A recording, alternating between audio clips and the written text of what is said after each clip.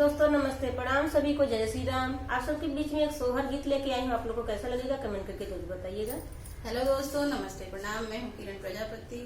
एक सोहर गीत गाने जा रहे हैं दोस्तों। कैसा लगेगा कमेंट बॉक्स में जरूर बताना और लाइक सब्सक्राइब करना ना भूलना, मेरे चैनल को आगे बढ़ाना।